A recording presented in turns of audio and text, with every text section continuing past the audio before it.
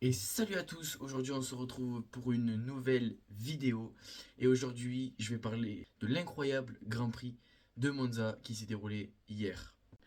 Et donc pour ce Grand Prix, comme vous l'avez vu, alors il y avait les deux McLaren qui partaient sur la première ligne, ensuite c'était George Russell et une Ferrari si je dis pas de bêtises. Donc ce Grand Prix, au début, franchement moi je vais vous dire la vérité, les, les, les, les premiers tours, les 20-30 premiers tours, étaient pas fous. À part au début, évidemment, la malédiction de Norris. Il n'arrive pas en tête au premier virage alors qu'il partait en pole. Euh, Franchement, Piastri arrive à le dépasser. Enfin, pas au premier virage, pardon, au premier tour. Et, Piastri arrive à le dépasser, etc. C'était chaud entre les deux McLaren.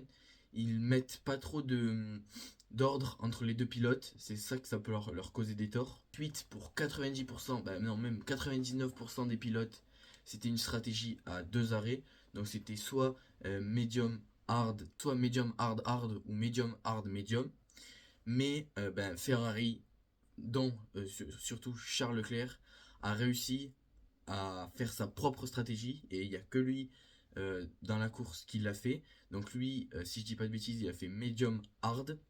Donc lui, il a fait que un arrêt, il est parti en medium et ensuite il a mis des hard. Et donc c'est pour ça qu'il a réussi, forcément ceux qui ont eu le Grand Prix, qu'il a réussi à gagner. Franchement, ceux qui disent que Charles Leclerc est un mauvais pilote, c'est pas possible. Certes, des fois, il fait des erreurs. Ferrari fait des erreurs. Mais il a, il a l'étoffe pour être champion du monde. Quand on voit comment il a géré ses pneus, il n'y a vraiment pas beaucoup de pilotes qui peuvent gérer leurs pneus comme ça. Hier, tout simplement, il n'y en avait pas. Il n'y a aucun pilote qui a su gérer autant les pneus que Charles Leclerc. McLaren, ils ont essayé, mais ils ont dû rentrer parce qu'il y avait trop de graining, etc. Donc franchement, au niveau pour gérer les pneus, il l'a fait superbement bien. Ensuite, on va parler de Carlos Sainz qui a quand même fait un beau boulot. Il a réussi à un peu voilà, faire perdre du temps au McLaren, etc. pour aider Leclerc. Euh, Ensuite, il a dû rentrer parce que lui aussi n'arrivait pas à gérer ses pneus. Les Red Bull qui étaient complètement dans un autre monde. Là, ça fait 6 courses, on ne sait plus ce qui arrive. Verstappen qui fait sixième, il n'arrivait pas à remonter, sa voiture elle a du sous-virage. C'est vraiment horrible pour eux. Ensuite, comme on est français, on va parler des Alpines. Les Alpines qui, malheureusement, font 15 et 16, si je ne dis ou 14-15. Enfin bon, là, c'est une horrible saison. Esteban Ocon, il fait bien de partir, on va pas se le cacher. Et pour Pierre Gasly, ça va être compliqué. J'espère qu'ils vont tout faire pour changer la saison prochaine. Et il faut parler donc de la victoire de Ferrari à Monza. C'est une nouvelle fois Charles Leclerc après 2019.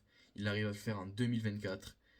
Déjà qu'il était énormément haut pour les tifosi, pour Ferrari, etc. Là, sa cote, elle va exploser. Sachant qu'il veut essayer d'aller chercher un titre pour Ferrari. Moi, je lui souhaite, ça va être très compliqué parce que Ferrari arrive pas trop à être la top voiture, c'est compliqué. Soit sinon, des fois, ils sont la top voiture, mais les stratégies, c'est pas trop ça et tout. Avec Frédéric Vasseur, on dirait que ça va mieux que quand il y avait Mattia Binotto. En tout cas, il nous a fait vibrer. Gagner Monaco et Monza la même saison, c'est incroyable. Monaco, la course à domicile pour Charles Leclerc. Monza, la course à domicile pour Ferrari. Il n'y a plus rien à dire. Franchement, là, c'est une saison réussie, quasiment réussie pour Ferrari et pour Charles Leclerc. Euh, Franchement, dites-moi dans les commentaires ce que vous en avez pensé du Grand Prix, que ce soit des pilotes, que ce soit de Charles Leclerc, que ce soit de Piastri, de Norris, etc. Dites-moi ce que vous en avez pensé. Si vous avez aimé cette petite vidéo, ce petit résumé, n'hésitez pas à liker, n'hésitez pas à commenter, me dire ce que je pourrais améliorer, etc. N'hésitez pas aussi à vous abonner et à partager à vos potes qui sont fans de F1 et à vous abonner, ça c'est pour moi, ça me fait toujours plaisir. Bientôt 3000 abonnés sur cette chaîne YouTube, ça fait plaisir. J'espère que ce résumé vous a plu. Moi c'était Mister A. Ciao l'équipe.